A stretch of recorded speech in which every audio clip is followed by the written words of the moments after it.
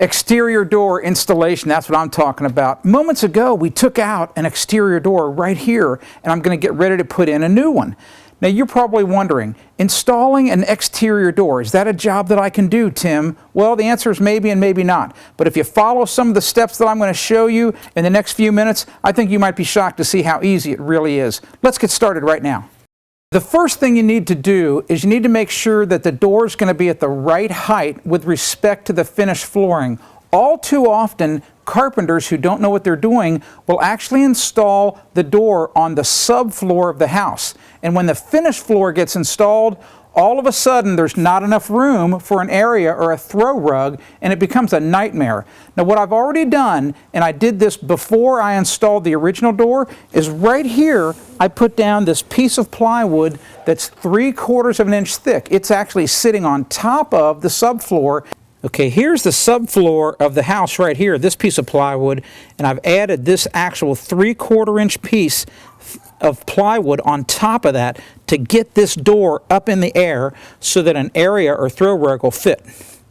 The first step in the process to actually put a flashing underneath the door, that's important so that water does not contact this strip of plywood, the subfloor underneath it, and even the floor joist. We want to keep water outdoors. There's different flashing systems, but I'm going to use a waterproof membrane that's very sticky, that's a lot like giant pieces of masking tape.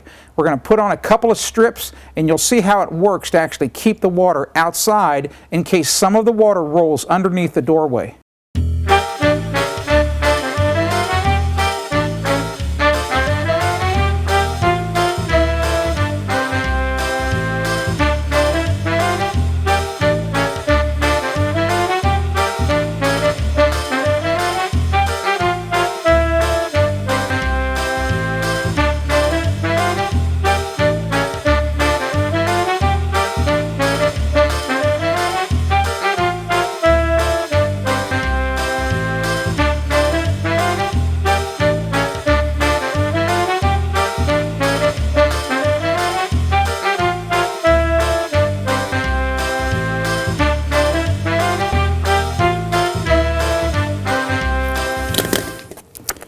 Okay, I'm getting ready to put the last piece of flashing in, and it's really important that it's put in the right place, or in other words, all the work is for nothing. Here's what you do not want to do.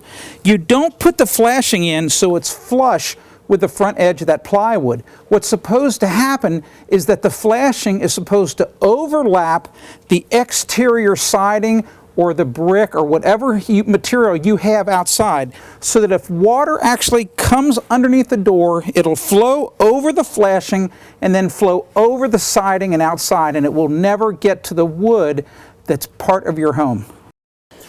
Okay, the flashing's installed. I'm really happy with it. I made the corners nice and watertight, and now it's time to actually check the rough opening for level, and then see where we might have to adjust the door when we put it into position. Okay, the sill is nice and level. It's really within tolerance. And now all I want to do is basically just kind of set the door up in here and see what it looks like. It should fit perfectly. Let's go ahead and do that right now.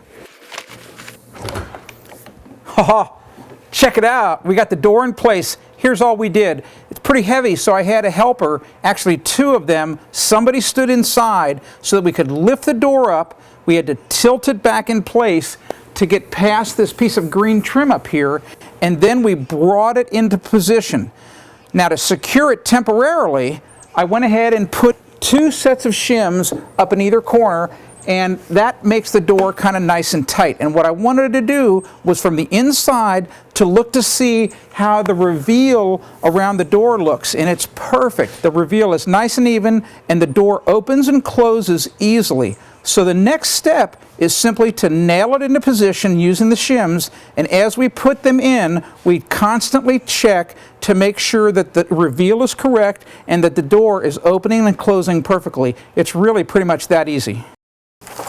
Oh, look what I found. The written installation instructions. Very important. And what you really need to pay attention to in the instructions is where you're supposed to place the nails and how frequently you're supposed to place the shims. So read the installation instructions. Okay, I looked at the instructions, but like I told you, I already knew what they said to do. And they say to install the first set of shims within 4 to 6 inches of the top of the door. And check it out, that's exactly what I've got. I've got them 4 inches right there, right where they're supposed to be. Now that's the first thing to do. You put those in on either side of the door and get the door nice and tight. And I'm going to use 16-penny galvanized finish nails on the outside of the door to nail it into the rough jamb of the wall.